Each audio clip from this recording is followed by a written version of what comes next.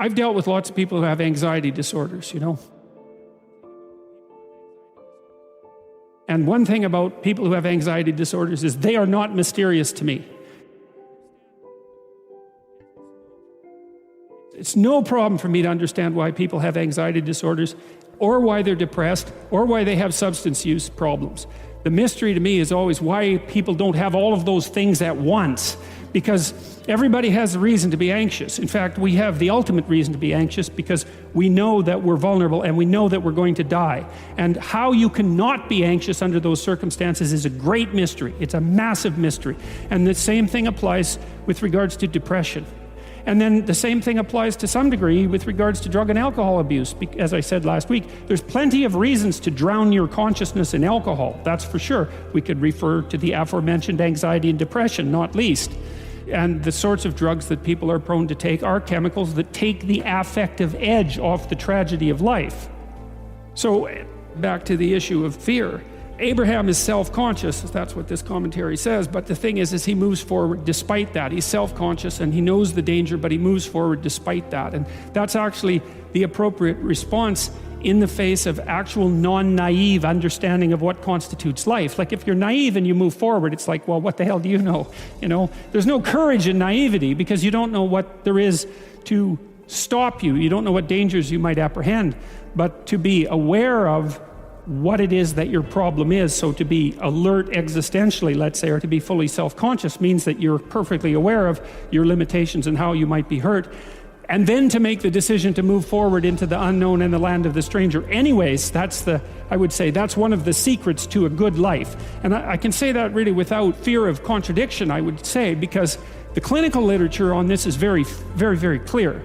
What you do with people who are afraid, and to some degree depressed, but certainly anxious, is you lay out what they're anxious about, first of all, in detail. What is it that you're afraid of? What might happen? And then you decompose it into small problems, hypothetically manageable problems, and then you have the person expose themselves to the thing that they're afraid of, and what happens isn't that they get less afraid. That isn't what the clinical literature indicates exactly. What happens instead is they get braver. And that's not the same thing, right? Because if you get less afraid, it's like, well, the world isn't as dangerous as I thought it was, silly me.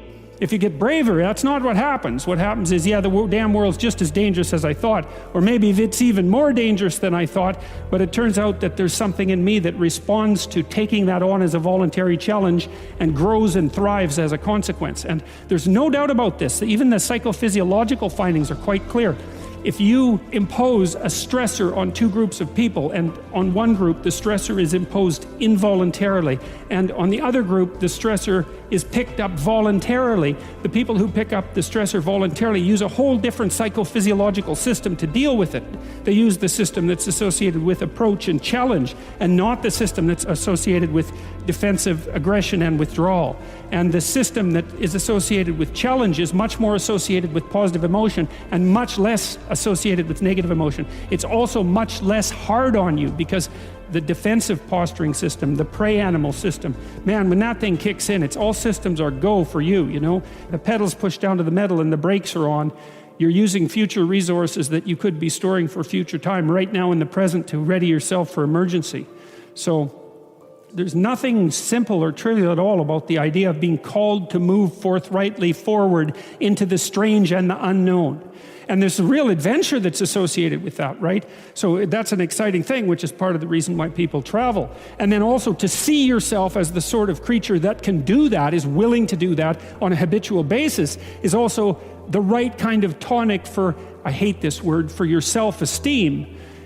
Because the self-esteem has nothing to do with feeling good about yourself. As I already mentioned, there isn't necessarily a reason why a priori you should just feel good about yourself. But if you can view yourself acting in a courageous and forthright manner and encountering the world and trying to improve your lot and taking risks, in a non-naive way, well, then you have something that you can comfort yourself with at night when you're wondering what the whole damn point is of your futile and miserable life. And that's necessary because it's often the case that you wake up at 4 in the morning, or at least sometimes the case that you wake up at 4 in the morning when things haven't been going that well and wonder just what the hell the point is of your futile and miserable life. You have to have something real to set against that. It can't be just rationalizations about how, you're a valuable person among others, even though that's true. That's not good enough. You need something that's more realistic to set against that. And observing courage in yourself is definitely one of the things that can help you sleep soundly at night when things are destabilized a little bit around you.